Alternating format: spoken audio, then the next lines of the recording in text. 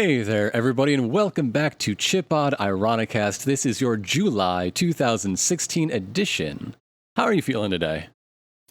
Pretty good. You said a little bit ago that it was International Emoji Day. Is that true? It is World Emoji Day when we're World recording Emoji this. Day. That's the actual name. Okay. So that is straight up our alley. If you haven't been in our streams live, now, these are recorded live in front of an audience of Patreon backers and, of course, posted for everyone. That's how you, yes, you, are listening to it. But if you haven't joined the room, we always start our recordings by making emoji sentences and seeing what we can communicate. Today, I proved that the devil eats pandas through emoji. I found a baby emoji that just looks like it's a cob of corn wrapped up in a blanket. And then, what if the devil eats poop? I bet that's true. Oh, that's insulting to the poor devil. That's not evil, that's just mean. World Emoji Day.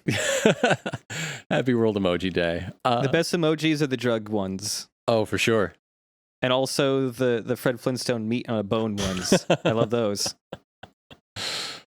We could spend all day talking about emojis, but the thing is we have other topics ahead of us. Okay, I guess I'll have to save World Emoji Day for next year's July podcast. I guess so. But we are going to be talking about some Pokemon that went, Prez, the first teen president, and corruption in Let's Plays. And then wrapping up with a question or two from you, the listeners. And where can people submit their listener questions? ChipCheese'em at chipandironicast.com. Thank you very much. We love to get them because we love to have something to talk about. Keep us on our toes. So, a lot of stuff has been happening in video games, right? Like SGDQ just came and went. Yep. Evo's happening right now. All these big annual events, summer releases. But the one thing that's on everybody's lips, the one thing every single person has a take on, is Pokemon Go. Yeah, it's Pokemon Go.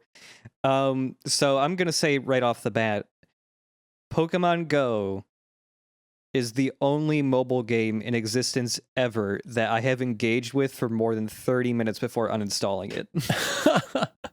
Not even Bejeweled, come on. No, I hate playing games on my phone. I mean, partially that was just because I had shitty phones for a long time. And now I have a medium-ish phone. It's okay, but it's not amazing. But I still just hate playing mobile games generally. I got real man games to play, like Duck Dynasty. Perhaps the manliest game. Yeah. Yeah, Pokemon Go. If you somehow have not heard of it, which you absolutely have, Nintendo purchased, they don't have straight ownership, but I think they have a lot of shares in Niantic. Okay. This is Nintendo's second mobile game. I guess Niantic actually approached them about this idea because Niantic's also owned by Google, and they made this game called Ingress, which used Google Maps API to put all these little points all over the map that people could claim and all this. And they originally got the idea for Pokemon Go after, remember that April Fool's thing a year or two ago where Google Maps had Pokemon all over it? Yeah. They saw that and thought, oh, we should probably make that a game like the one we've already made. And so they went to Nintendo and they're just like, hell yeah, make that. And I mean, mechanically, it's very similar to Ingress, except for the part where you're catching the Pokemon and some other Pokemon-related things. So yeah, the way it works is you just walk around in your neighborhood or wherever you happen to be, and you find Pokemon out on the street, and you catch them. Oh my god! And you collect them, and they're very cute, and you feed them nice candies to make them happy, and they grow up big and strong, and they're your best friend. And then I guess if you want, you can join one of 3 teams and then start claiming gyms and having them fight each other. But I love my Pokemon. I don't want them to get hurt. Also, I just haven't picked a team yet because I'm waiting for some friends to get better phones so they can actually play it, so that we can all be on the same team. So wait, what's your Pokedex looking like? How many have you got? I would tell you the exact amount if I could actually log into the fucking game right now. So the thing is, like, yeah, the instant this game came out, everybody flocked to this thing like crazy. And so the servers could not handle it. And so for the first 4 or 5 days, the servers were really bad. Like, you were constantly not being able to log in. Or my favorite thing was, tell me if you've had this happen to you. I've seen it happen to other people. If you throw a Pokeball to catch a Pokemon, and the Pokemon goes in the ball, and the ball lands on the ground. Camera zooms in on the ball, and then it just sits there. Yeah, all the time. It just sits there. You lost that Pokeball. You can't get it back, and you probably did not catch the Pokemon. Now you just have to close the game and restart it. Maybe that Pokemon you wanted is gone now. That was probably the worst. That's the thing that happened to me all the time. I was always able to log in until this very podcast, where now I cannot log in. I have like 30-ish some Pokemon right now. Ooh. So Volition is downtown, so downtown is full of Pokestops everywhere. Like, I can shift to the left in my chair in my office a little bit, and my GPS will be just close enough to a Pokestop that every 5 minutes I could get more stuff. Yeah, you would not believe how active my thumb is when I take the bus to and from work. It's oh yeah. I mean, they refresh like every 5 minutes, man. You got to get all that shit. Yeah, the game does not have that many mechanics right now, but it's just insanely fun to me right now, entirely just because it does the thing I wanted from Pokemon games when I was a little kid, which is just like, I want to walk around in real life and find them. Mm-hmm. And this is, further enhanced by the fact that if your camera can do AR stuff, you're looking through the camera in real life, you have to look around a little bit to find the Pokemon in the actual world and then capture them. That was like the main draw for me, and I can't fucking do it because I forgot that I cheaped out my phone just enough that it doesn't have a gyroscope in it, which means no AR stuff. That's okay. So instead they're just on like, it's okay. There's still like that thrill of like taking a walk around the trail near my apartment and, getting like a 3-mile walk in and like on the map seeing, oh, there's a little bit of grass rustling over there. I'm going to sprint over there before it disappears and see what Pokemon are over there. Like, that is just like, it's not getting old for me yet. I think the incredible thing is that, okay, you said this is Nintendo's second mobile game. The first was Miitomo, which is basically a social media site, whereas Pokemon Go is a much more social experience in reality. Because you're like, it really promises on this augmented reality in an incredible way. There's a second world on top of ours, and this wildly successful phone app is basically turning millions of people into LARPers. It's a massively multiplayer online LARP. And yeah, I mean, it's in like, I live in a town like that it's a college town, so the downtown's nice, but everything outside of that area is very Midwest, suburban. Things are spread out. There's not a lot of people everywhere style stuff. And even here, everybody's fucking talking about this game. Oh my God. And anytime, like, if I am outside now and I see somebody walking and they're looking at their phone, I no longer assume they're texting. I assume they're playing this fucking game. And I'm right 99% of the time. I work in an office building that's pretty buttoned down. We've got a lot of different companies in the same building. And every elevator ride, there's someone from a different company, a different tenant in the building talking about something about Pokemon Go. Like, every ATM conversation I overhear is about, oh, did you hear that there's these muggers who are putting down lures? Yeah, I was after I finished up work early Friday. This game has changed the way everything works. Like, people are using it to advertise their small businesses, to lure mugging victims. Sure. Yeah. I mean, there's like this little like iced coffee ice cream shop thing that isn't getting a ton of business yet on the first floor of where I work. And yeah, they have like this cute little chalkboard sign outside that's like, you get a discount on different products depending on what team you've joined in the game. So if you like bring up your Pokemon like trainer license on your phone, they'll give you a 10% discount on certain products. Like, and now they have like, it seems like, at least for now, they have a decent amount of business happening because everybody's just like, oh, I'm Team Valor. Can I get the iced coffee, please? And like, yeah, just walking downtown, like on a Friday at like 5:30, all the restaurants downtown all have outside eating. So the sidewalks are packed with people. And even like walking by like this group of like 6-year-old people, I hear just a bit of a conversation while I'm trying to catch Pokemon, and they're fucking talking about that Mugger story. That's what like everybody's talking about. It's like, oh, they're using lures and fucking people up. And then I walked a little bit, and then there was like some hipsters talking about that girl who found a dead body while she was trying to catch a Zubat or whatever.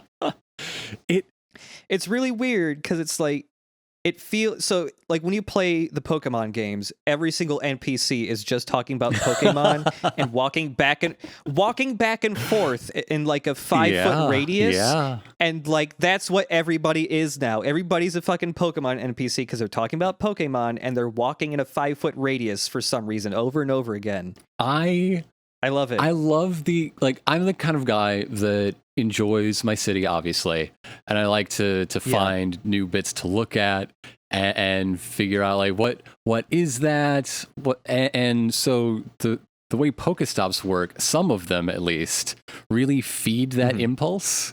Like some of them are written by people who know like what makes a landmark interesting. Yeah. Another fun thing is because most of it is leftover data from Ingress. There's a fair few who point to temporary public art things that aren't there anymore. So that's just kind of funny, but yeah, that extra aspect of the Pokestops being like little landmarks and stuff has been really fun for me because like last podcast I mentioned like I don't know what to do during the summer here quite yet because there's a lot of places I'm still unfamiliar with. And this has helped me find like cool little things in areas I drive by a lot but never really walk to. So I've found a couple new bars. I found a lot of extra art I did not know was there. I know now that the News Gazette building right next to Volition was built in like 1950 something, but there's an older building from 1908 inside of it or something like that. Cool. And also, I love the way it was written. I can't bring it up right now because I still can't log in. But it's it says, it says, oh, but there is a 1908, an older building from 1908 inside of it. But it doesn't say like factually. It's just like it's rumored. So it's just like this weird thing of like, oh, nobody knows for sure, but we hear there's this older building inside, and like it's just weird how some of them are written to be like they feel very casual and not factual. When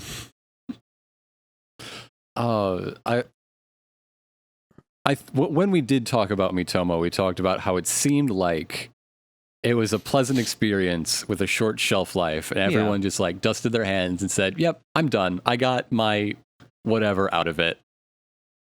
I don't know. I think this has legs. I think there's something just so charming about it. Like it won't always be the world-shaking fad that it was for the first week or so. Yes. But I think it's going to trail off in a very healthy way and make billions of dollars in microtransactions. Yeah, so the thing is, within half a day of Pokemon Go going live, it became the most profitable app on iOS. Nice. There's also like these graphs coming out. Granted, it's just for the first week when it's going to be at its most popular, but like its retention rate is like 50% higher than any other mobile app right now or something like that. Like after the first download, 7 out of 10 people came back the next day to play it, which is like insane for a free to play mobile game. Especially because of how hard it is to get it to play most of the time. Yeah. And the thing that makes me think this might last much longer is the fact that Niantic's already come out and said that there's going to be bi-weekly updates for it. Ooh. So there's extra features they said they're already planning on working on. So there's going to be Pokemon trading, which will be nice. Oh, good. They said there's going to be extra mechanics for the gyms. Okay. And obviously, they're going to add extra generations of Pokemon as we go on, too. Because it's only the first generation in the game right now. Mm-hmm. The thing I honestly hope for on top of so I haven't done any battles yet, but I've seen what they are like. They're real time. You swipe left and right to dodge attacks, and you tap the enemy's Pokemon really fast to attack a whole bunch. So it's not super, deep or anything. I hope that the Pokestops become so every single one of them, they're either a gym or they're just a landmark you go to, you swipe it, and you get some items. Mm-hmm. I hope that they start adding. So, like in the Pokemon games, there are a whole bunch of different places you can visit. Like there's Pokemarts, or there's Pokemon centers. There's all these different types of shops that have different types of specialty Pokemon items. I hope those things become Pokestops too. So there's different ones you want to go to for different reasons or something. Maybe. I don't know. I would like to see more of the shops and the type of stuff you would see in the games come up. Even if it was for different styles of mini games or something, I don't know. But just more variation what the Pokestops are might be fun. On top of getting normal items, this one does this one does that, whatever.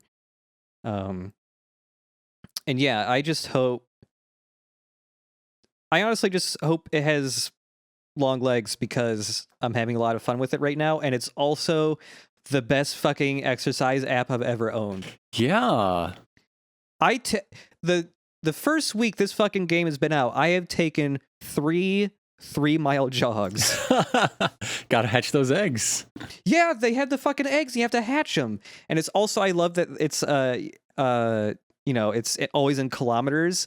There's somebody looked up Google Trends and went how 5 kilometers to miles quadrupled in searches just because of Pokemon Go. It's 3.1. It's ish. It's 3.1. Come on. Yeah. But it's 2016. Y'all should know this. Yeah, it's actually, have you hatched any eggs yet? Oh, I hatched an Omanite yesterday. Thank you very much. Fuck. Okay, I hatched a Scyther.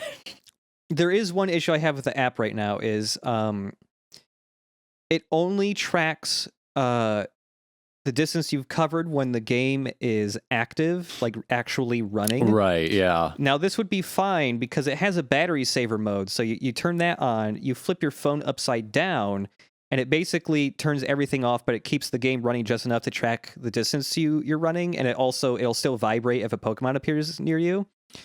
Because that's very nice, because Pokemon Go right now fucking eats through your battery like crazy. Mm-hmm. That's one of the other things. They said that in the next update, they're going to see if they can fix the battery consumption. But that feature does not work on my phone for some reason. Oh. So, I just keep my phone on with the screen facing away from my legs so that, it doesn't accidentally, hit a bunch of buttons or something. But because of that, I haven't been able to hatch as many eggs as I would like. I've only hatched 2. I have one that's 0.1 kilometers away from hatching. The first one fucking sucked. Yeah. It was a 5-kilometer egg. It hatched. Oh, cool. It's a Paris. I haven't seen any of those yet. It has fucking 10 combat power. What a piece of shit. 10 is nothing. So that was a bit of a disappointment. But now I'm hatching a 2-kilometer egg. People have started putting charts together, seeing what Pokemon come out of which distance eggs. Apparently, the 2-kilometer ones sometimes have the starter Pokemon in them. Mm-hmm. Which would be nice because it's impossible to power up your starter Pokemon at all, because to do that, you need to get duplicates so you can get extra candy of that Pokemon's type to feed them. And when Squirtles never pop up, I can never power up my crappy little Squirtle, which sucks because I love them.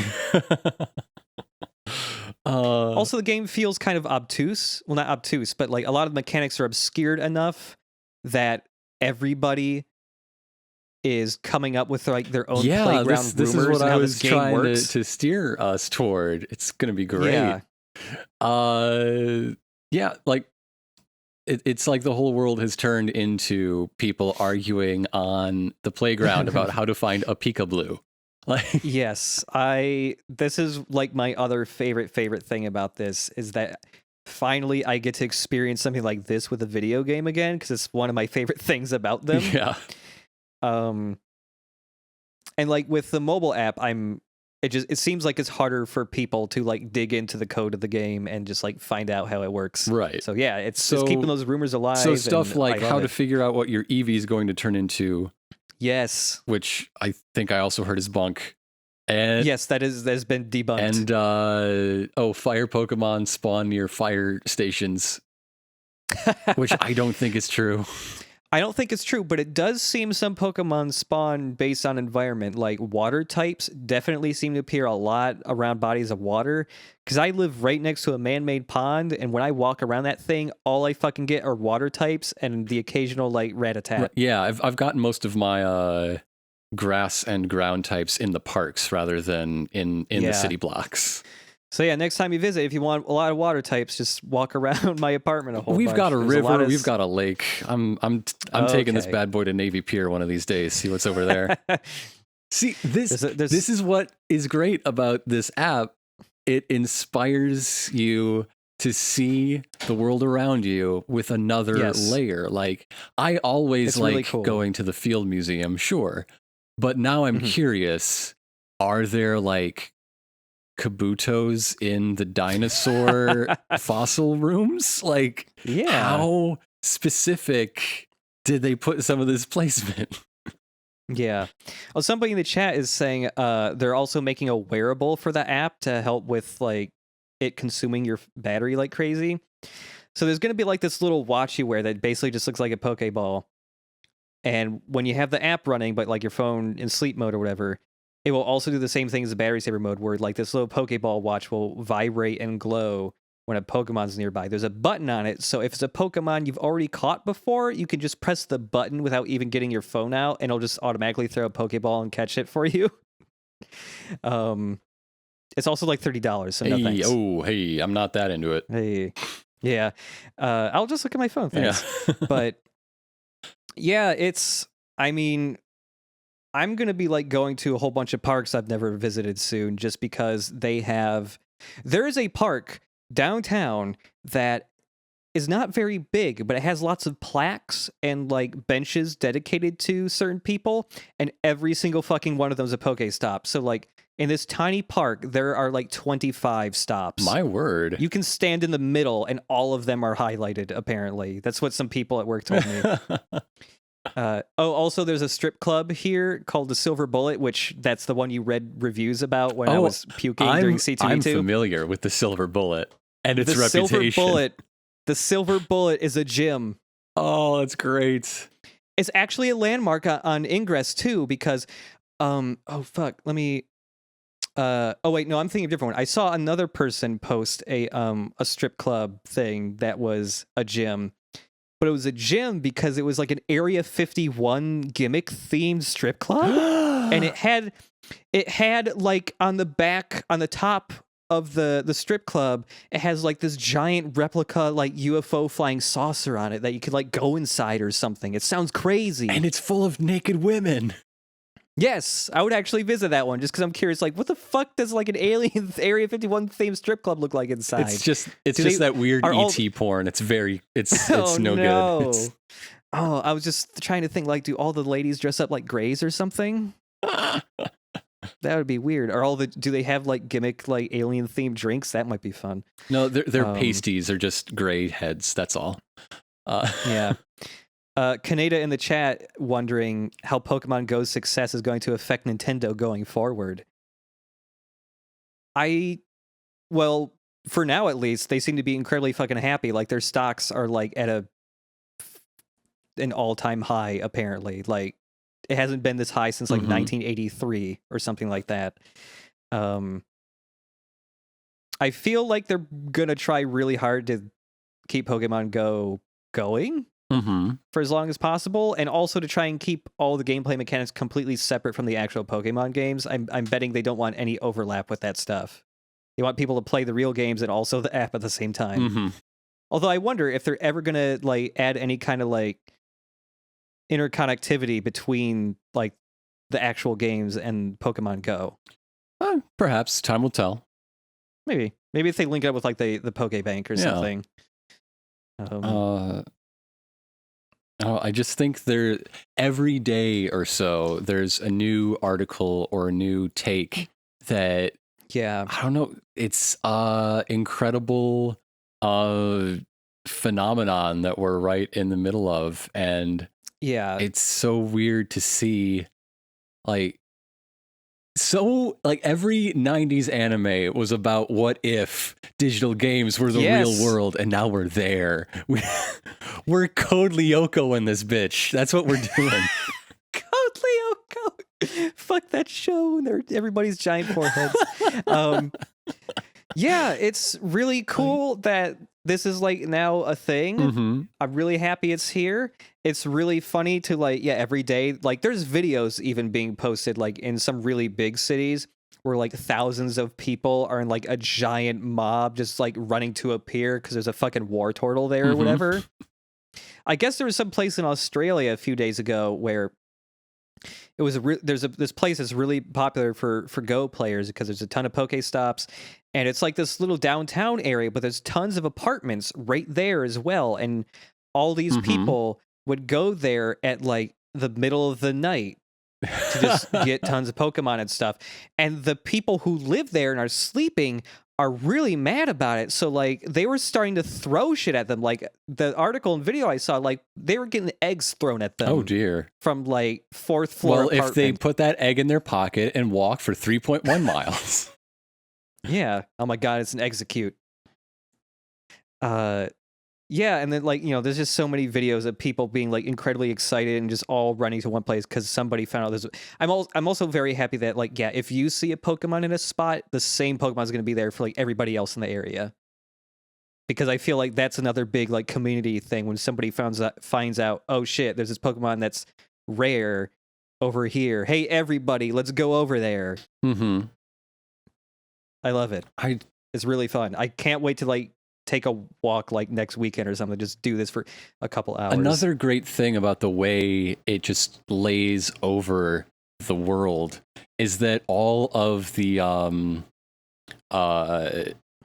issues that people are having with it, aside from like technical things like crashing, which I heard a rumor earlier today is just a whole lot of DDoSing, which might be real and might be debunked like everything else with this app in a few hours. Well, I mean, it's probably being DDoSed already naturally just because so many people are trying to get on those servers at once. Like, it might not even be malicious, but like questions like what is public and private space, or the difference between experiences of urban and rural people. Like, Pokemon Go is bringing all this up in a very zeitgeist specific way, but these are all major issues we live with in society that before this app were a bit easier to ignore. Yeah, I mean, like there is that news article of people like trying to catch Pokemon in the Holocaust Museum, and the Holocaust Museum's Twitter was like, please don't do this. And then unfortunately somebody was like, oh look, there's a coughing in the Holocaust Museum. Oh. And well, now I want to go there. Great. Oh, and so Polygon has like a bunch of articles talking about Pokemon Go, and they had another article they pushed out that was kind of funny. Apparently lots of people who don't play games and don't know what these websites are, but were into Pokemon Go, they were sending Polygon emails thinking they were the people who made Pokemon Go, and like sending them emails such as, "Can you make my house a Pokestop, please?" And then like they got emails from like local businesses going like, "We would like to request to have our auto repair shop be a Pokemon stop," and all this stuff. And like, it's really amazing seeing like all these local businesses suddenly trying to jump in on this bandwagon just because like it works. It's flat out seems to just work. If you have a Pokemon stop at your restaurant or something, more people are going to show up right now. I'm going to take that topic switch and switch it again, Uno style. All right. That same sort of thing happens in the request box for the Alka Hollywood podcast. Really? So if you just tweet at Alka Hollywood and ask them about the people who think they are Hollywood, and that the request box isn't like what they'd like to see in a future episode of this podcast, but movies I think Hollywood should make. Oh my god. Clint has a folder full of some really good emails. Oh man. Oh, Pokemon Go is so cool though. It's fun, and it gives me something to do through the day, and it's certainly interesting. And I have 53 kinds. Nice. So there. It's and I remember like when they put out the pitch trailer for Pokemon Go like a year or so ago, where it didn't show the game at all, but it was just like that really beautifully shot thing where people all over the world were like just capturing Pokemon in real life, and it ended with that big climax where everybody's like in Times Square and Mewtwo's there and they're all fighting him. That makes me wonder like if they're also going to do like events or something like that brings the community together to do different things too. Because like, yeah, I mean, I'm going to guess they're probably going to do some event where everybody can catch Mewtwo if they all join up together and they can beat them in time or something like that. And I think stuff like that would also be really fun. I wonder if there's going to be, well, actually, I guess there already is, but I'm just trying to imagine like Pokemon Go parties now. Mm-hmm. Everybody just orders a pizza or something. It would have to be like some sort of walking party, right? Oh, Like Pokemon bar crawls. That's what it'd be, yeah. Yeah. Actually, I bet that's already happened. I totally bet that's happened. So, there is an overview of what Pokemon Go is and how it has changed the face of the world for now, at least. And maybe we'll see. Like, if it brings AR to the forefront, if some of these coattail riding issues actually stick independently of the world's hottest application. Yeah, I hope that, like, even if Pokemon Go dies down at some point, and it's, you know, everybody kind of forgets about it after a while, I really hope this AR stuff is a thing now. Because after experiencing one thing, I want to do more of it. It's really cool. It feels really new. There's something fun about not just catching a Weedle in the park, but seeing it on your picnic blanket. Yes. I will say that was a heartwarming moment I had earlier this week. Yeah, if this app continues to be big for a while, I am probably going to get a new phone with a gyroscope just so I can fucking see the Pokemon in the real world. Because that's what I want, damn it. I want to see a Mew underneath a truck one day. That better fucking happen. Mew's not in there yet, or so they say. Actually, one more thing. All these rumors about, like, you know, how the game works and stuff, there is one thing that was rumored that actually is true. Oh? And that's getting a Pikachu at the start of the game. When you first start and it presents you the 3 starter Pokemon on the map, if you turn around and walk away from them for a while, they'll eventually pop up in front of you again, going like, please pick one of us. If you walk back and forth away from the starter Pokemon several times, it will eventually present you a Pikachu instead as your starter. That's actually real. That's cute. Yeah. I like it. I like it. Okay. So until more time goes on and there's new developments, I think that's all we have to say for this month. Yeah. On Pokemon Go, which brings us to the middle segment where we talk about pretty much anything. Yeah, totally. So, you want to see how many people we can get to turn off the podcast right in the middle? Okay, sure. It's an election year. But wait, come back. Okay. I'd like to talk about Prez, the first teen president. Prez was a short-lived comic series from the mid-70s from DC. It went for 4 issues, but the character has had a much longer I guess lifespan. It's cast a much longer shadow than pretty much any other 4-issue canceled series out there, right? Including a 12-part reboot that we're currently in the middle of. And by middle, I Oh. mean the long hiatus between the first 6-issue mini and the second 6-issue mini. Oh. But in any case, like I said, it follows the story of a kid named Prez, who's a teenager in America, and the series starts with the age limits for public office being reduced to 18, along with the voting age. Okay. So there's in the first election after this, there's a wave of new representatives and senators coming into Washington as teenagers, and then Prez Rickard, who at this time is being backed up by Boss Smiley, the personification of corruption in America, gets elected president. But once he's there, he turns on his puppet masters and becomes this sort of counterculture 70s teenage icon. Oh my God. It's psychedelic. It's weird. I don't know how much of it is weirdness for its own sake and how much is like 70s flavor that I don't get because I wasn't living in it. I wasn't steeped in it. Yeah. Like, okay, the second issue is about a chess match between the US and Russia, sure. Except it's full costume LARP chess with live ammunition. So that's pretty special. Yeah, I haven't heard any, like, I know the name Prez, and I'm pretty sure I've seen some of the covers of the original comics in the past, but like I know literally nothing else. For some reason, I always presumed Prez was like a Richie Rich style thing. He's just a pleasant Midwestern boy who likes to repair clocks. That was his claim to fame.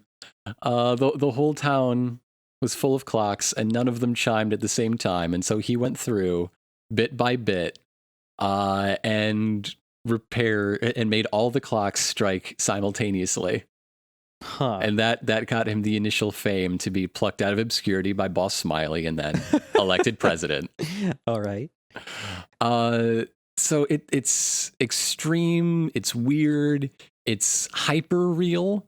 Earlier today I was talking about Mater Sol by Jose Rivera. It's sort of in that same sense where you can't really look at the issues of today until the contrast is cranked so high that the gun control lobby is represented by an army of people in Minutemen outfits, and they put a little person inside a cannon shell and fire it through the White House window in order to assassinate Prez Rickard, the first teen president. Holy shit. That's issue 3.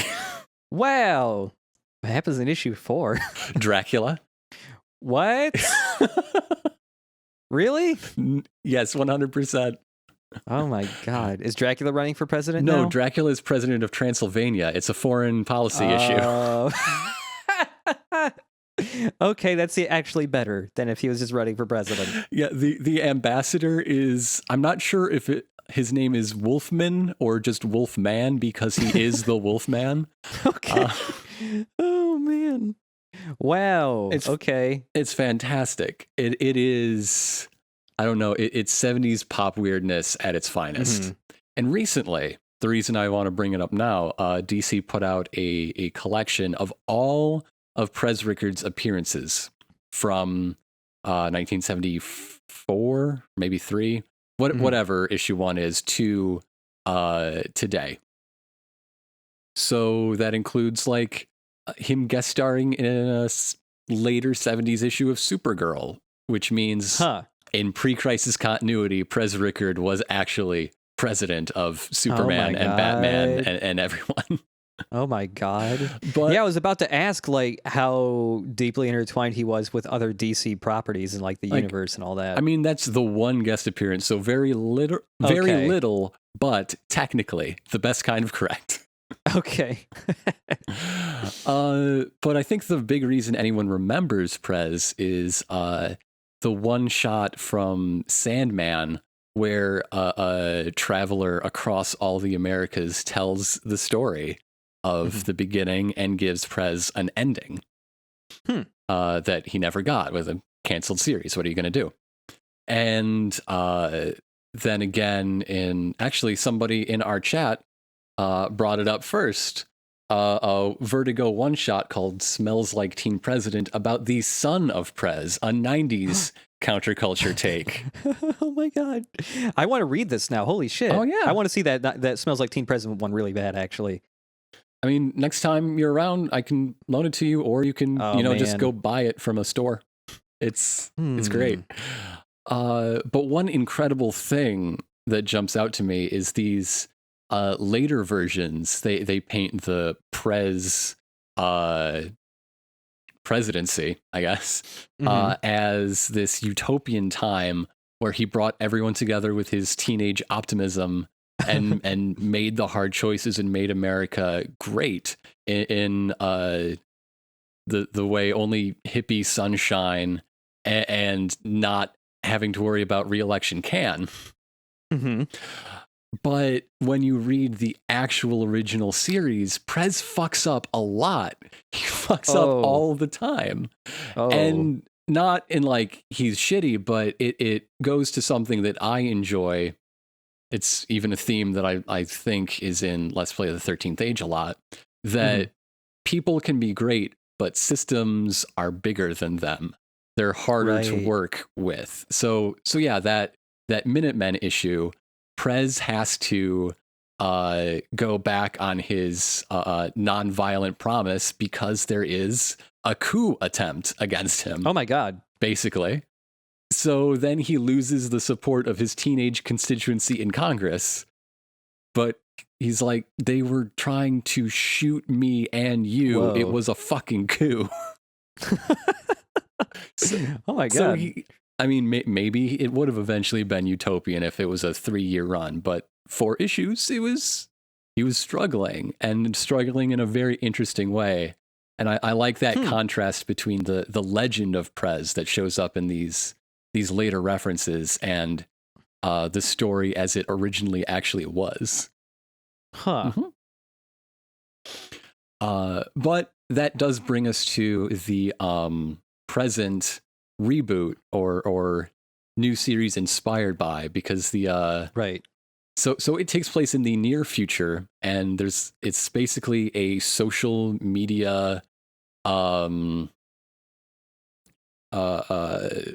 satire of sorts. Also, it's obviously very politically focused, and the mainstream media as well. It's all in there, all that stuff that It's a very funny book, but you won't laugh because you're going to want to cry and break things too much. It's very honest, and shit gets real. So it's about a teenage girl named Betty whose ponytail accidentally falls in the deep fryer at her fast food job, and this video goes viral. She becomes corn dog girl, and it happens to be an election year, and your mainstream candidates are going around to the main influencers of the day, who are basically slob jackasses on YouTube. That's nothing compared to the game show where you win free medical treatments by shooting yourself in the leg. What? Yeah, that's game shows for you. All right. It's funnier than I'm making it sound. I'm stripping out a lot of the counter notes. Believe me, Prez is hilarious. So what happens is some of these YouTube people are so fed up or not even invested in having major candidates for president show up on their shows. They joke like, what if Corn Dog Girl was president? So, when it comes down to election day, Ohio votes for Corn Dog Girl, and so nobody has 51% of the electoral college. And go back a few episodes ago, what happened in 1800? Same thing. So every state is bargaining with the candidates to try to get something for them for going in their corner. and everybody who wants a bargain pledges their state on that ballot for Corn Dog Girl, and eventually, accidentally, she's the one to hit 51%. Wow. And that's issue 1, and it rolls on from there, and it's fantastic, and I love it, and I can't wait for the second half of the planned 12-issue run. Is there like a planned date when that stuff's starting up? Or No. They said very vaguely they're holding off on it until election season, and now I'm like, okay, it's July. No, Yeah. November's not far in publishing terms. When are we going to get a date? Hey. So that's basically. Oh, also, Prez Rickard is, or a version of him, is her vice president that she had to select. The idea being, well, if the people who would want to assassinate you are even more afraid of me, so you'll be safe. So there's 6 issues out right now? Yes, of current Prez. So you can find it in trade. It's really good. It was my favorite thing coming out when it was coming out, and I'm sure it will be again when it resumes. When did that come out, actually? I think it was all late 2015. Okay. The second half of 2015. Okay, so not too long ago then. No. Okay. And like I say, that Prez collection, that's all of Prez Rickard, came out about a month back. So if your local comics shop stocks a lot of trades, you might be able to find it there. Otherwise, there's Amazon, or better yet, ask your local comic shop to order it for you because they appreciate your business, I'm sure. I should actually do that. There's a comic book store not too far from where I work. I've never actually visited yet. Oh, I'm sure they're lovely. Is it a Pokestop? Mine is. Oh my God, what if it's a Pokestop? Oh, fuck, I don't actually know. I'm going to have to check. I bet there's one really close to it anyways, even if it's not a Pokestop. Oh, one of my favorite bits of the modern Prez is the corporate conglomerates that are just trying to make a buck in this crazy America.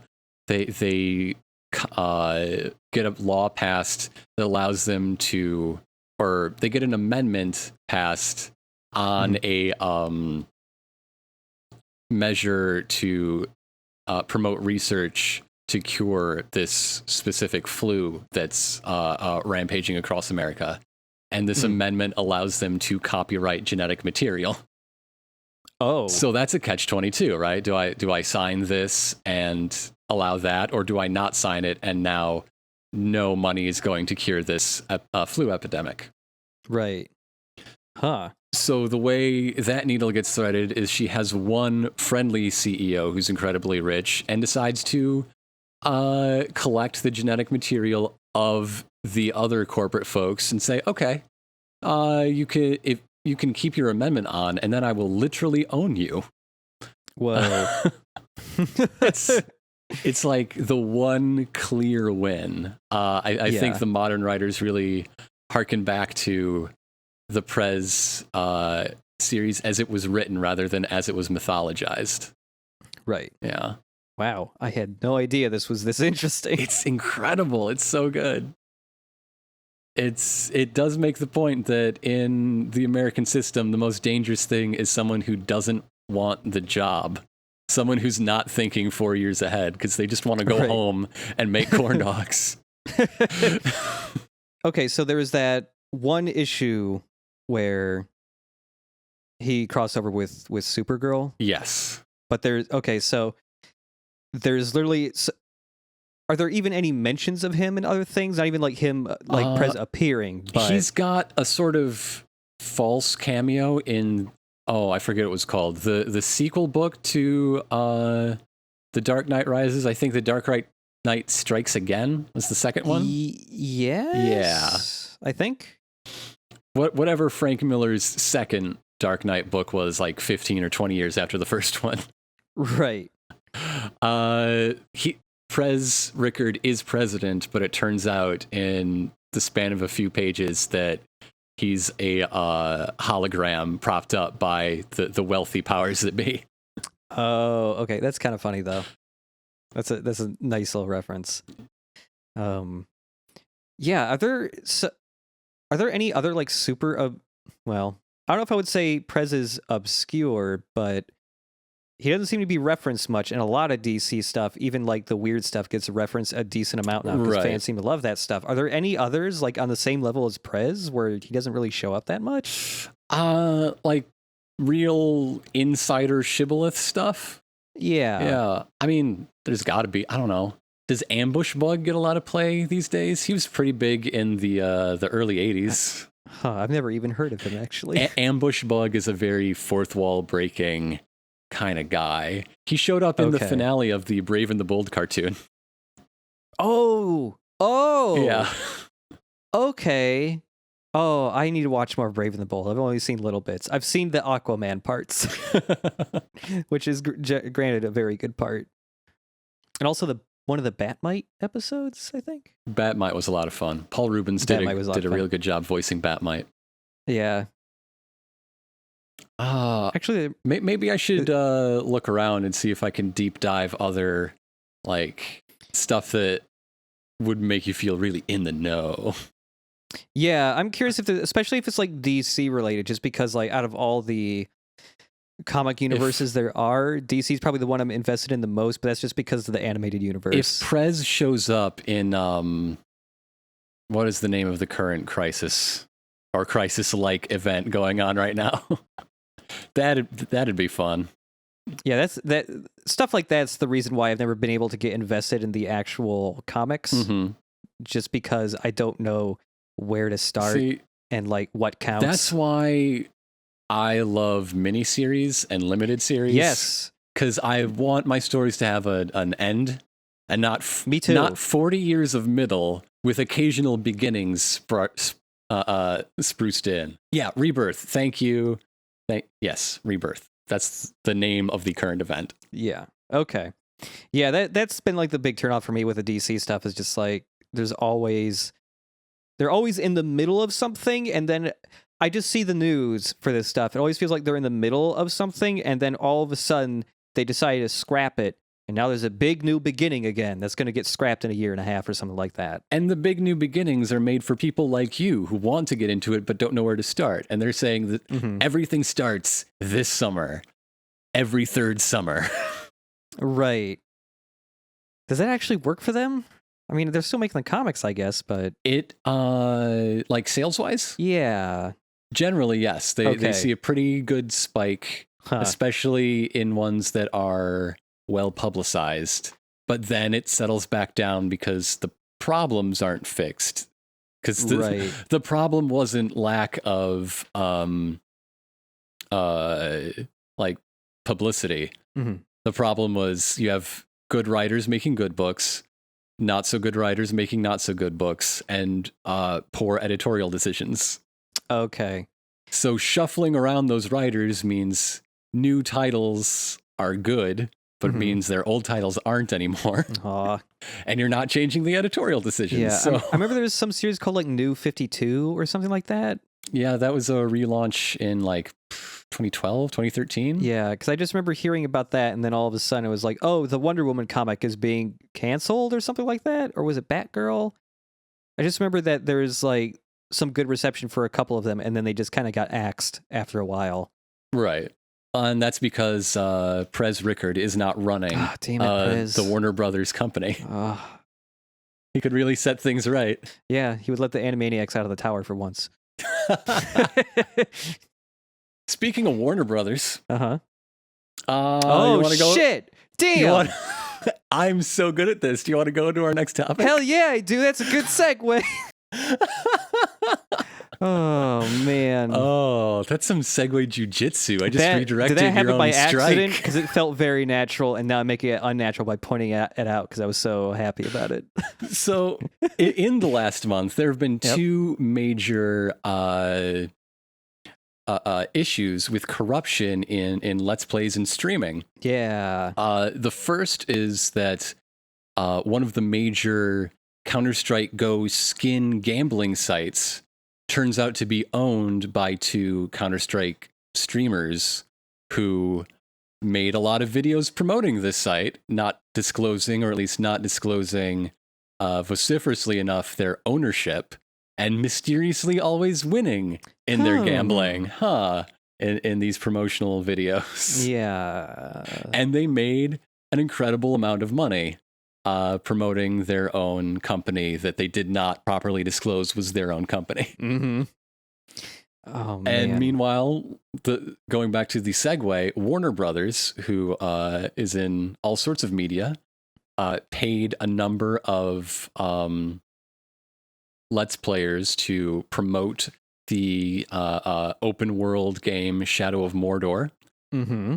Required them to give certain positive stuff, to not contain bugs or negative aspects of the game, and did not require clear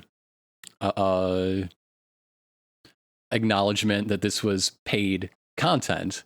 And then, nice turtle. Thanks. It's a turtle emoji. World Emoji Day. Happy World Emoji Day, everybody. So, they paid Let's Players, including PewDiePie, yep, and others who aren't as famous and therefore aren't catching as much flack, to basically make ads that still looked like their regular content and did not require strict disclosure that they were in fact ads. Yeah. Man, 2 of these happening like within a week. I feel, I mean, they're not surprising, either of them, really, that this happened, because I always figured it was, and it just, nobody had been found out yet. Oh my God, Canadian in the chat's putting a gun to that turtle. Don't kill that turtle. He's precious. Hashtag World Emoji Day. The, like that, some of the CSGO videos where the guy was like, oh, surprise, he's winning this really rare like sniper rifle skin or whatever from this site that he owned and did not disclose anything about that. Like, if you look at the comments from when that video was originally uploaded, I mean, everybody was going, this seems really fake. And I watched it, and it did seem pretty fake and staged.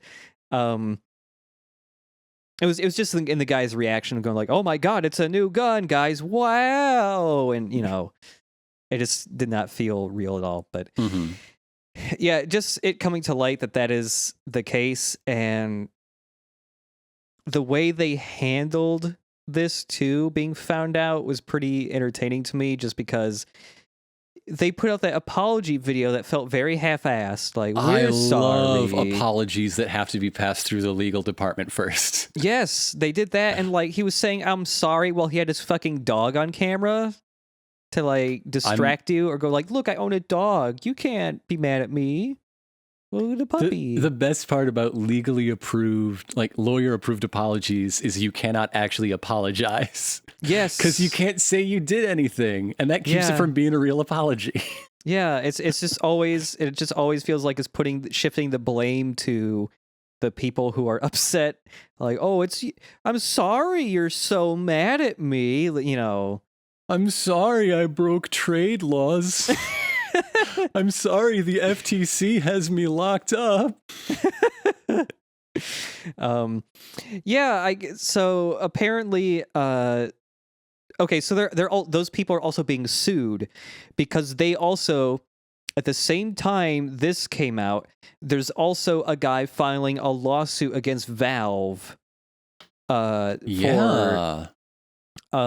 because their whole skin thing and all the crate stuff in their games, specifically CSGO especially, this guy's making the argument that, it's gambling and like it fucked him up and all this stuff. So now he's trying to sue Valve, and because this lawsuit exists, those CSGO dudes are now also in that lawsuit. They are also being sued now. And at this time, like a few days ago, I think Valve just suddenly came out and said, we're going after those websites now. We're going to shut them down. And I'm just curious, like, I feel like even though those sites are going to be shut down, possibly, I think that stuff is still going to stay around. They're just going to have to find a more clever loophole. Right. Like, I don't know, Valve's whole business plan is having many kinds of digital currency, right? Yes. If it's not skins, it's hats, it's cards, it's the fucking gems from 2 Christmases ago or whatever. Yeah, those fucking gems.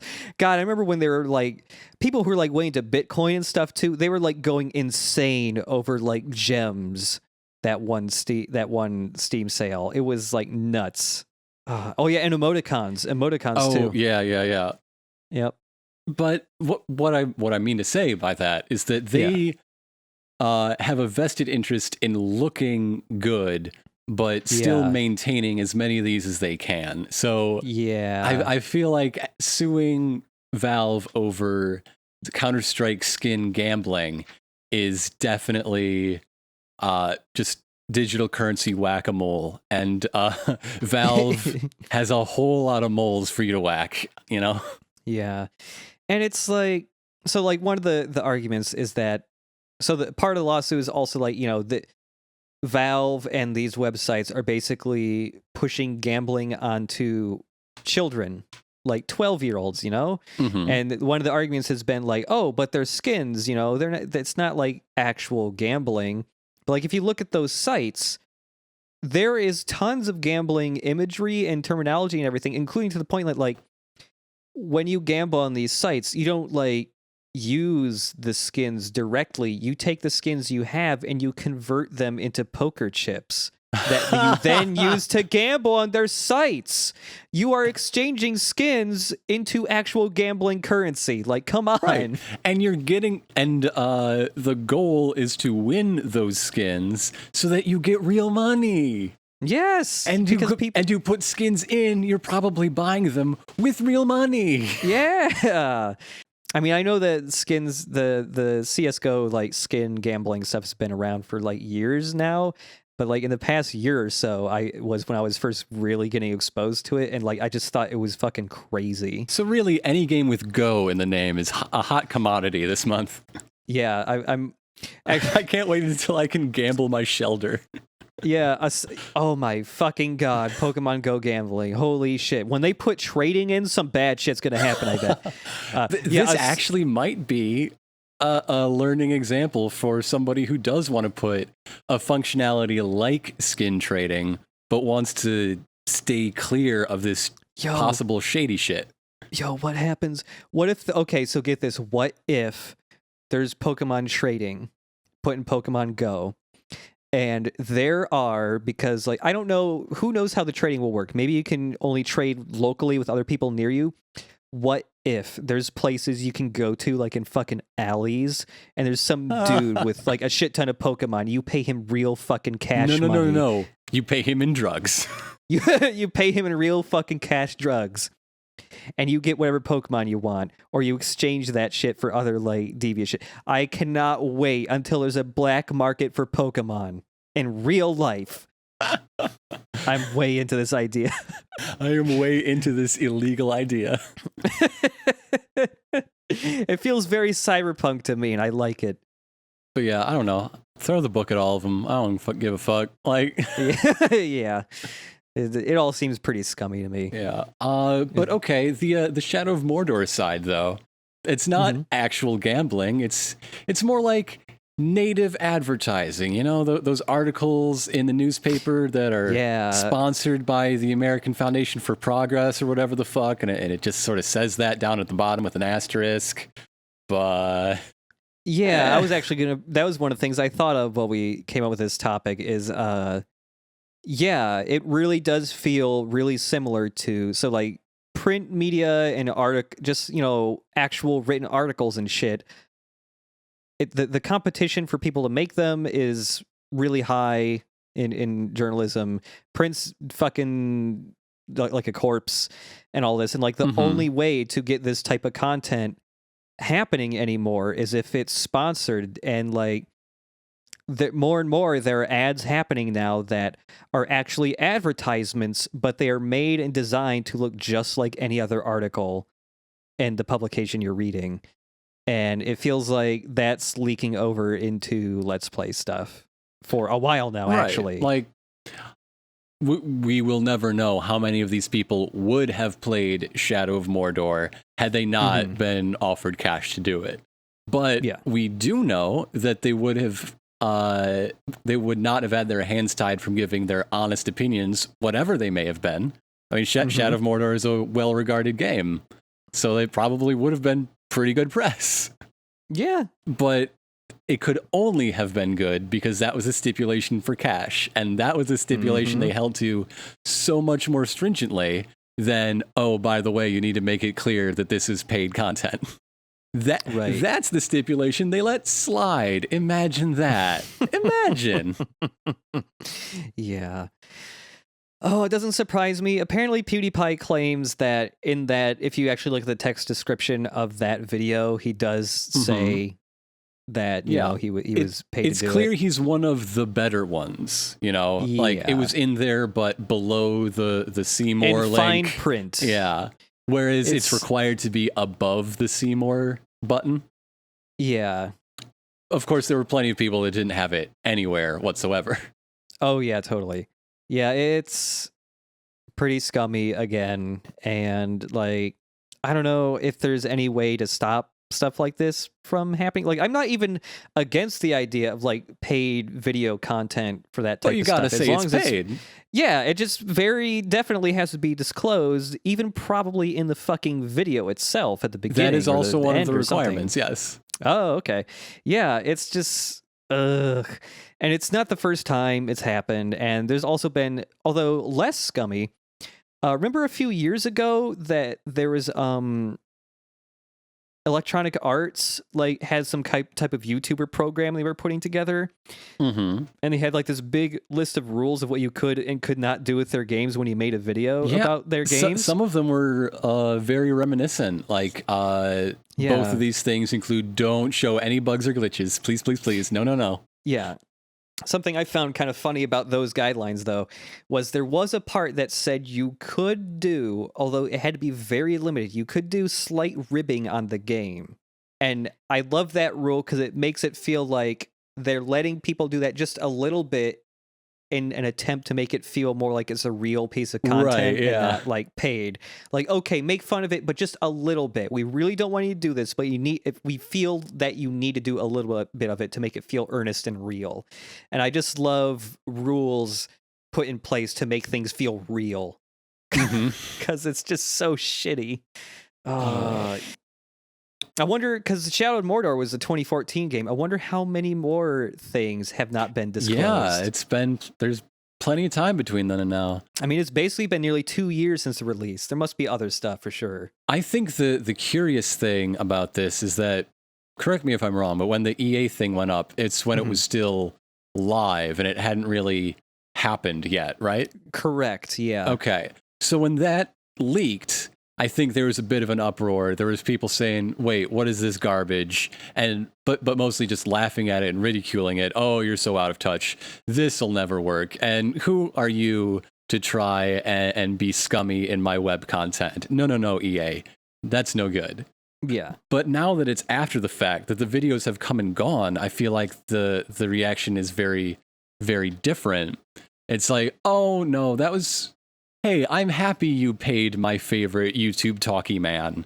He's just having fun, and it's a good game anyway, so who cares? Like, once the infringing content actually exists and is in front of fans, it's so much easier for people to rationalize it away when it should be even worse because it actually happened. Yeah. I'm actually looking at the list of games released by Warner Bros. Since Shadows of Mordor, and there's a decent amount of big name stuff here that I'm wondering if it had also paid content for that was not disclosed, such as Dying Light, every single fucking Lego game, My Friend Scooby-Doo, no, that's a mobile game, Mortal Kombat X, Witcher 3, all the Batman games. Mortal Kombat is only at Evo because of payola. I'm calling it right now. The Mad Max game, Scribblenauts. Even more Lego games. Like, actually, that reminds me. A side thing. Apparently, there is a huge YouTube audience for YouTube Let's Players who do nothing but play Lego games, and it's all for like 10-year-olds. Uh-huh. And Yeah, I delved into that world. Are you saying we missed ago. our calling? We should have just stuck with it after Star Wars? I think so, especially because there's Lego Universe, so they're always putting out new Lego sets that unlock new levels and stuff. It's like a never-ending font of YouTube money. But yeah, there's like a whole world of like hundreds of like dudes with hundreds of thousands of subscribers. All they do is just play like the new Lego Universe thing, and then all these 8-year-olds, say like, "Can you be my friend?" And then nobody replies, and it's weird. And But anyways, Warner Brothers paying people money. I don't know. I just think it's scummy. That's basically it. It is. It's scummy. And okay, Warner Brothers, if you're listening, okay, we will help you rebuild. We will help you get a leg up. Give us the same amount of money you gave PewDiePie. Yep. And we will review your games very positively. We will show no glitches. There might be light ribbing, but we'll let you put a rubber stamp on it. But we'll make it very clear it's paid, so it'll be entirely above board and legal. Just step one, give us all the money. Yep. I wonder, there would be extra complications there with me being a game dev. I wonder if that would impact anything. I don't actually know. Never mind. Just give me all the money. Yeah, just give Ironicast all the money. It's just so strange to see an actual clear-cut, up and down, legally verified case of corruption and ethical violations in the media around video games, and see just crickets, basically. Where's the outrage that I was promised for all these years? Yeah. It's real. That was funny it to fucking see. actually happened. Where are you? It's real. There's a defined real case. More than one case. Now 2 cases. You can do this one. You can do both of these now. Yeah, I was not surprised when there was not that much actual outrage, though. For obvious reasons. But yeah, it's just funny to see it being out there and real, because everybody probably knew it was happening, but it was just when's it actually going to be exposed? Here it is. So that's why you can't trust anything you see on this dang old website. You mean chipandIronicast.com? I was thinking YouTube, but yeah, it works for both. Playing it.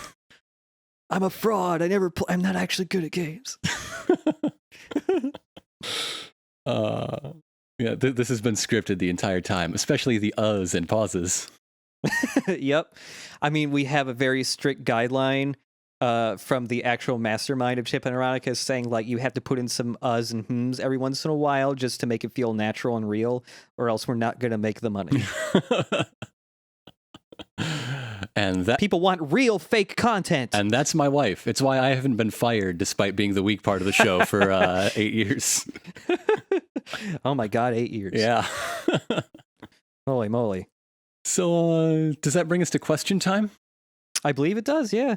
Question time. If you would like to send a question for the Q&A segment, what's that address? Chipcheesem at chipandIronicast.com. All right. What's our question this month? This is from Fernie1903, our oldest living viewer. Hello, guys. I was wondering, what are your thoughts on the play Avenue Q? I've seen Avenue Q twice in my life. I saw it live once. It was an anniversary gift. First anniversary's paper, so we got tickets to a thing. All right. Yeah. This year's anniversary is the 3rd. The traditional gift is a leather, and I'm not answering that question. A new couch. So yeah, what did you think of Avenue Q? So the first time I saw Avenue Q, I was 21, I think, and it was a really big production of it. So it was really nice. The puppets were great. Everybody who was acting was pretty great. I enjoyed a lot of the songs and all that. It was a really good time. It was something I wasn't expecting to have a good time with. From the songwriters of Frozen. Really? Yeah. I didn't know that, actually. They did Book of Mormon, Avenue Q, not in that order. And then Frozen, and I think they did Tangled as well. Wow. Okay. I've seen Book of Mormon as well. That I think I mentioned Yeah. that in a podcast like a year ago when I saw it, but it's Mm-hmm. Book of Mormon was pretty fun. Yeah. Then I saw Avenue Q a second time, like a year and a half, 2 years ago, or something like that, and it was a much smaller production, more amateur people, so it wasn't as enjoyable. It was funny seeing it the first time, the second time, because there was enough years in between that I had different opinions of it both times. Yeah. First time was like, ha ha ha ha, this is so funny, I love it, ha ha ha. And the second time was like, yeah, I still like a fair amount of these songs. There's lots of parts I still like. My favorite thing about it, honestly, is just the set they have with all the apartments and stuff. Mm-hmm. I feel like I grew out of a lot of the humor, maybe, or at least some of the songs. I don't know. The internet is for porn didn't like entertain me that much anymore. I was just like, okay, sure. I don't know, there's just some other jokes that like fall flat for me now, or I just don't care for anymore. I can't remember. Oh, what was the landlady's name? The Asian lady? I forget as well, but all the humor based around her, like, I'm not into.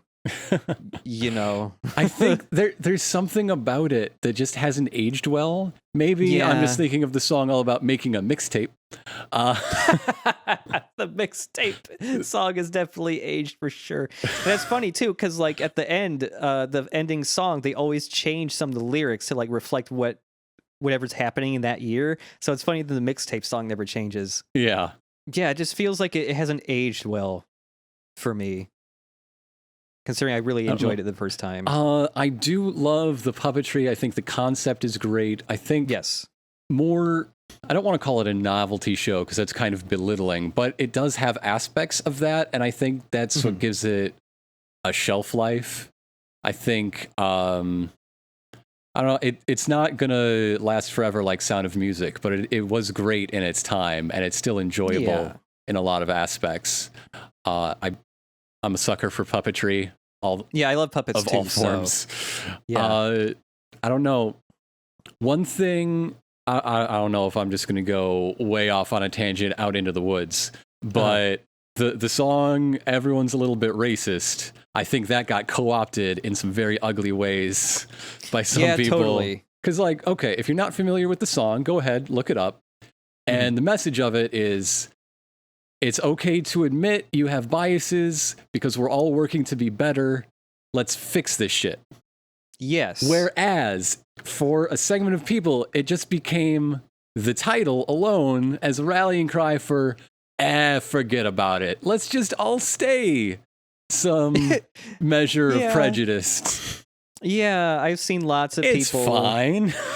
Yeah, I've seen lots of people go like, it's okay to be, honestly, who cares? Fuck it. It's okay to admit it and call that square one for improvement. That's what's okay. You're not being okay right now. Yeah.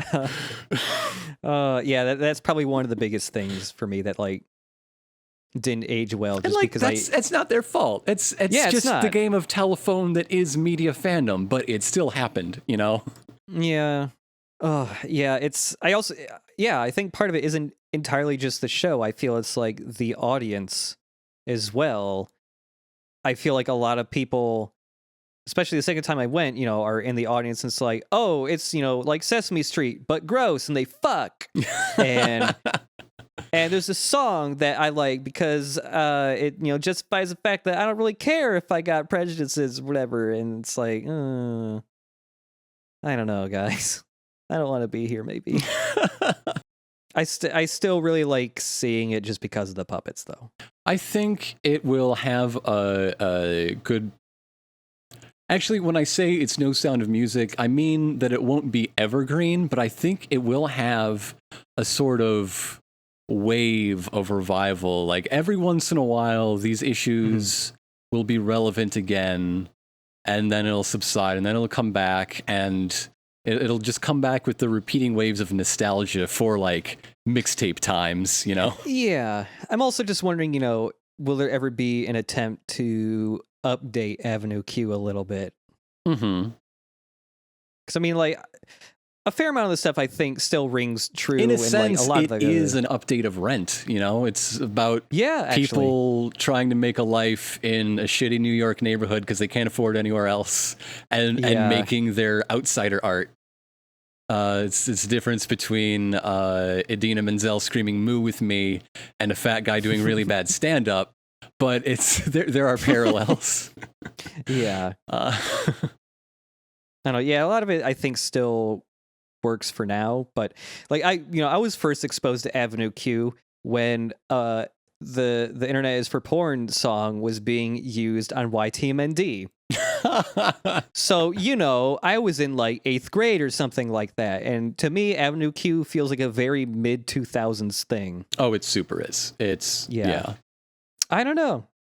I don't know if I would ever want to see it again. Maybe if it was a really big production of it again, I would. The last time I saw it, there's that one part near like 2/3 of the way through where the protagonist is like having a nightmare or something, and like behind the set, like a really big scary puppet appears from behind. Mm-hmm.